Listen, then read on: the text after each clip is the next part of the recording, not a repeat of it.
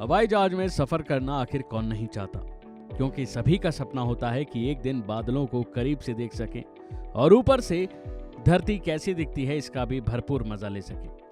तो वहीं कई लोग तो ये मजा अपनी जिंदगी में ले लेते हैं, लेकिन कई सारे लोग ऐसे हैं जिनका ये सपना मानो जिंदगी में बस एक सपना ही बनकर रह जाता है। लेकिन इस बीच सफर करने वाले और सफर नहीं करने वाले दोनों ही शायद ये नहीं जानते होंगे कि फ्लाइट में पायलटों को एक जैसा खाना नहीं दिया जाता।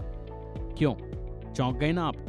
अब आप जरूर सोच रहे होंगे कि भला दोनों को क्यों एक जैसा खाना नहीं दिया जाता। तो चलिए बताते हैं आपको कि इसके पीछे का क्या कारण है। आपको बता दें कि फ्लाइट में जब भी पायलट और को पायलट को खाना दिया जाता है तो वो अलग अलग होता है। दरअसल ये हवाई जहाज और यात्रियों की सुरक्षा के लिए ऐसा किया जाता है। खाना देते समय इस बात का ख्याल रखा जाता है कि यदि किसी के खाने में कोई गड़बड़ी हुई तो ऐसे हालातों में दोनों पायलट एक साथ बीमार न पड़े, यानी कि दोनों पायलट एक साथ उनको कोई परेशानी ना हो। आसान भाषा में बताएं तो विमान के पायलट्स को फूड पॉइजनिंग से बचने के लिए ऐसा अलग अलग खाना सर्व किया जाता है।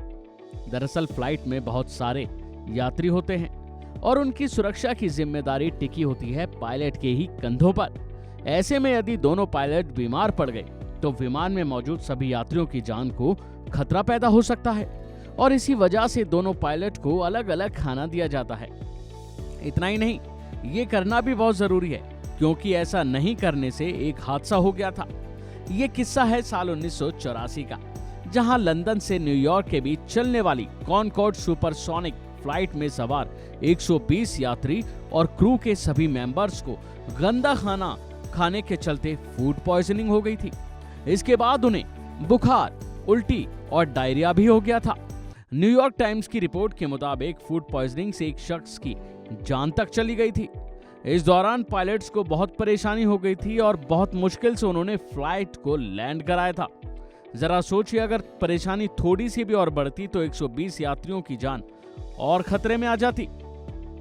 पायलट को खाने के बारे में तो आपने जान लिया। अब आपको बताते हैं कि आखिर पायलट एक महीने में कमाते कितना है। अगर एक कमर्शियल पायलट के औसत वेतन की बात करें तो ये 1.67 लाख रुपए प्रति महीना है, जो अनुभव पर निर्भर करता है। अगर आप एक्सपीरियंस हैं तो आपको आगे चलकर 1.5 लाख रुपए की सैलरी आपकी 5 लाख रुपए तक जा सकती है।